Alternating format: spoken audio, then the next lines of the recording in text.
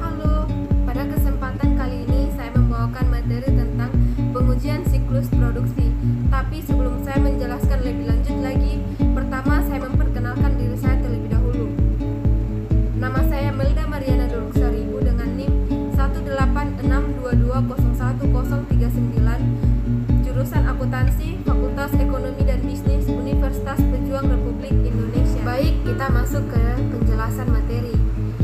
Siklus produksi adalah siklus transaksi yang berhubungan dengan kegiatan pengolahan bahan baku menjadi barang jadi. Siklus lain untuk siklus produksi ini adalah siklus konversi. Perencanaan produksi berhubungan dengan 4 bagian. Yang pertama, penentuan jenis dan spesifikasi produk.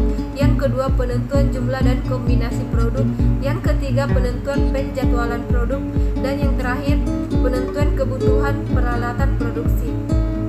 Anggaran produksi berhubungan dengan yang pertama, penentuan kebutuhan biaya bahan baku dan bahan tambahan. Yang kedua, penentuan kebutuhan biaya kerja langsung.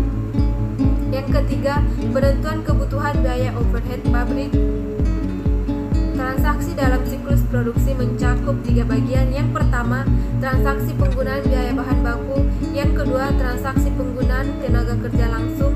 Yang ketiga, transaksi biaya overhead pabrik atau BOP. Akun dalam siklus produksi ini dibagi menjadi 3 bagian. Yang pertama, persediaan barang dalam proses. Yang kedua, persediaan barang jadi. Dan yang terakhir adalah kos penjualan. Tujuan audit.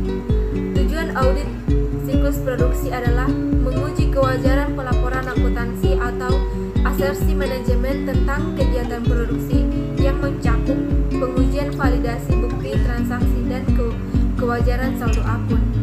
Kriteria kewajaran pelaporan akuntansi atau asersi manajemen dibagi menjadi 3 bagian. Yang pertama, laporan sesuai dengan bukti pendukung yang terdiri dari bukti transaksi dan bukti pembukuan. Yang kedua, laporan sesuai dengan fakta konkret objek yang dilaporkan.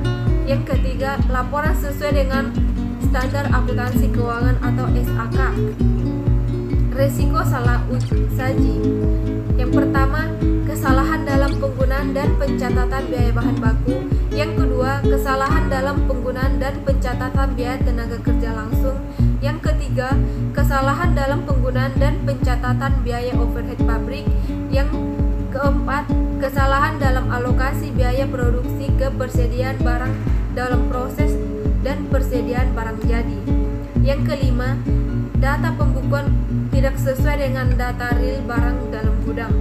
Yang keenam, barang jadi tidak dilaporkan sebagai persediaan barang jadi karena belum ditransfer ke gudang barang jadi. Yang ketujuh, kesalahan dalam pengakuan kos penjualan. Fungsi-fungsi dalam kegiatan produksi, yang dimana fungsi ini dibagi menjadi 5 bagian. Yang pertama, fungsi riset dan pengembangan produk. Yang kedua, fungsi perencanaan. Yang ketiga, fungsi anggaran produksi. Yang keempat, fungsi produksi. Yang kelima, fungsi akuntansi biaya dan pelaporan produksi. Dokumen transaksi produksi dibagi menjadi 7 bagian. Yang pertama, anggaran produksi. Yang kedua, permintaan bahan baku. Yang ketiga, bukti permintaan bahan membantu. Yang keempat, jam kerja dan memo produktivitas pegawai. Yang kelima, daftar gaji dan upah tenaga kerja langsung. Yang keenam, bukti-bukti transaksi untuk biaya overhead pabrik. Yang ketujuh, daftar-daftar perhitungan biaya overhead pabrik. Dokumen pembukuan produksi dibagi menjadi 4 bagian. Yang pertama, jurnal penggunaan bahan baku dan pembantu, jurnal pengeluaran kas, jurnal umum. Yang kedua, buku pembantu biaya produksi. Yang ketiga, buku besar produksi. Yang keempat, tugas audit siklus produksi dibagi menjadi 7 bagian. Yang pertama, memahami proses produksi. Yang kedua, memahami prosedur pengendalian proses produksi. Yang ketiga, meminta bukti transaksi dan bukti pembukuan untuk transaksi siklus produksi. Yang keempat, menguji validitas bukti transaksi dan bukti pembukuan. Yang kelima, menguji ketepatan akuntansi dan pelaporan kegiatan produksi dalam laporan. Keenam, membuat kertas kerja audit secara lengkap, relevan relevan dan sistematis. Yang ketujuh, membuat kesimpulan tentang kebenaran dan kewajaran asersi manajemen atas kegiatan produksi.